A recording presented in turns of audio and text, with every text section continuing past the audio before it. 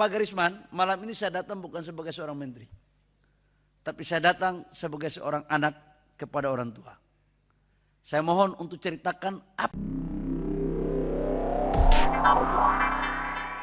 Setelah rapat resmi, saya datang ke kampung Rempang langsung atas perintah Komisi 6. Tepatnya jam 6:40 saya tiba. Malam. Karena kami tiba siang di Batam, kami rapat dengan Pak Rudi semua, dengan Pak Gubernur, Forkopimda, Menteri ATR, Mendagri, Wakapolri. Setelah itu saya menuju ke Rempang. Konon cerita, katanya agak ngeri-ngeri sedap. Tapi saya datang tidak membawa pejabat siapapun, termasuk BP Batam. Saya datang sendiri, pimpinan. Saya memakai mobil Avanza dan saya datang sebagai cara-cara kita waktu kita di kampung dulu. Saya tanya sama mereka, saya sholat maghrib di sana. Pada saat saya temu saudara-saudara saya di sana, saya ketemulah Pak Garisman. Pak Garisman ini tokoh yang dituakan di sana, di kampung itu, yang sering keluar di media ataupun di TV yang Bapak Ibu semua udah nonton. Saya ngobrol dari hati ke hati dengan bapak saya, dengan beberapa orang tua. Ternyata Pak Ketua, saya juga terenyuh. Jadi saya ke sana itu bukan hanya sebagai seorang menteri, tapi 30% mereka itu campuran Sulawesi. Jadi keluarga kita di sana itu Pak Garisman sendiri sampaikan. Jadi Pak Garisman sendiri itu kata dia 25-30% darah yang mengalir itu ada dari Sulawesinya. Awak terhanyut lagi kan itu. Kita ini, saya bilang kita ini punya moyang dari Sulawesi juga, jadi moyang yang sama lah kira-kira. Dan saya bilang begitu beliau mengatakan secara kekeluargaan, saya bilang Pak Garisman, malam ini saya datang bukan sebagai seorang menteri. Tapi saya datang sebagai seorang anak kepada orang tua. Saya mohon untuk ceritakan apa yang sesungguhnya terjadi dan apa yang menjadi aspirasi bapak-bapak. Diskusi saya berlanjut dari jam 7 sampai dengan jam setengah 11 malam. Apa permintaan mereka Ketua, Bapak Ibu semua? Yang pertama mereka tidak menolak investasi. Mereka sampai mengatakan kiamat 5 kali pun Rempang ini nggak jalan kalau tidak ada investasi. Jadi mereka welcome dan saya bangga dengan mereka. Saya senang mendengar itu. Yang kedua, tapi juga hargai kami, masyarakat Melayu, kampung ini. Karena kami sudah turun-temurun. Benar juga mereka ini. Nggak ada yang salahnya di situ ngomongnya. Yang ketiga, pimpinan, mereka nggak pingin untuk direlokasi ke Galang. Mereka maunya waktu itu adalah kalau bisa di kampung yang masih di Rempang. Karena kami bukan orang Galang, kami orang Rempang. Yang keempat, hak-hak ini seperti apa? Ini permintaan mereka. Yang kelima adalah investasi ini jangan hanya rakyat yang jadi pekerja, tapi juga ikut mengambil bagian sebagai objek dan subjek daripada investasi itu. Jadi mungkin mereka bisa menjadi pengusahanya, kontraktornya, suppliernya. Yang berikut mereka kalau digeser tidak boleh menghilangkan mata pencarian mereka karena mereka nelayan. Dan yang keenam adalah mereka pingin untuk kuburan-kuburan, kampung-kampung tua itu jangan diapa-apain. Itulah aspirasi itu yang terjadi malam itu. Kemudian saya karena ditunjuk oleh Bapak Presiden untuk menyelesaikan, ya saya ambil jalan tengah Ketua. Saya ambil jalan tengah dan BP Batam habis itu baru saya laporkan setelah jalan tengah. Yang pertama udah kita putuskan tidak ke Galang. Kita ikuti aspirasi. Kita geser ke kampung Tanjung Banon. Itu di laut yang sama. Ini sekaligus untuk menjawab tentang mata pencarian mereka. Di laut yang sama, yang jaraknya tidak lebih dari 1 kilo. Jadi pantainya masih pantai yang sama ini barang.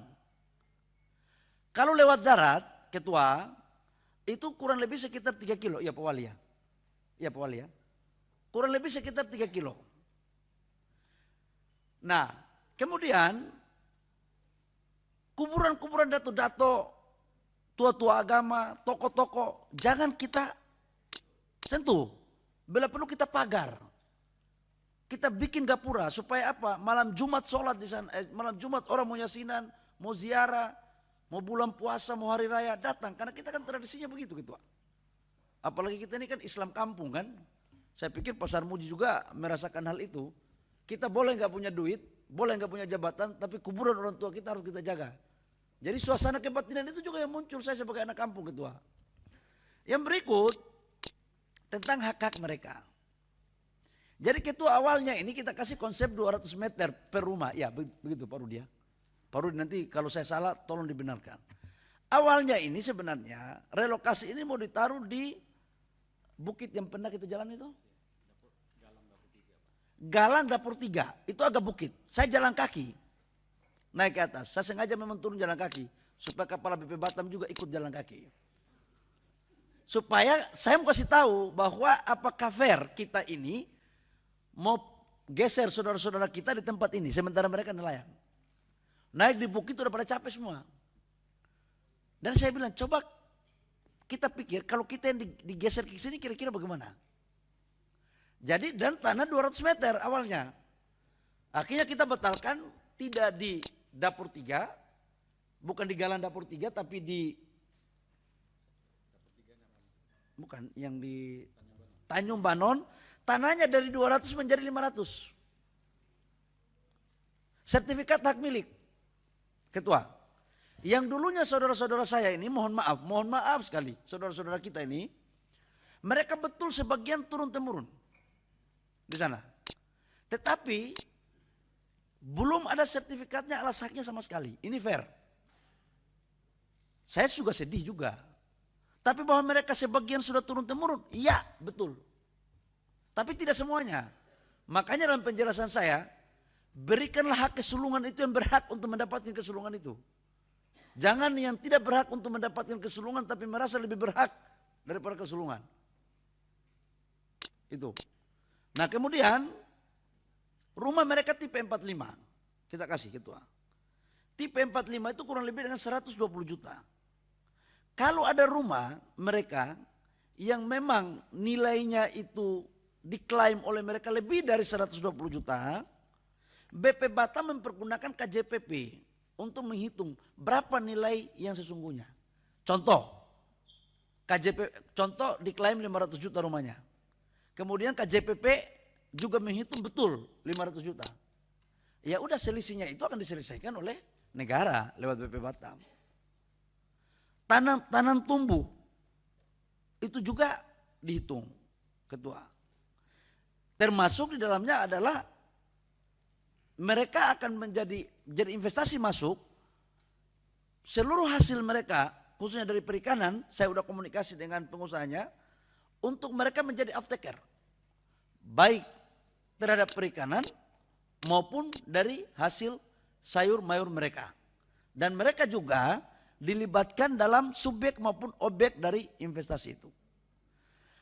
Setelah itu ketua, malam saya selesai sampai 10:30, besoknya, satu lagi mereka minta.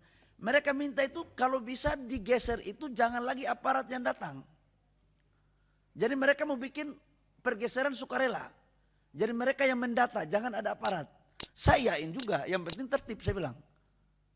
Saya yakin juga ketua. Besoknya, hari Senin pagi, saya datang, slide nomor apa ya?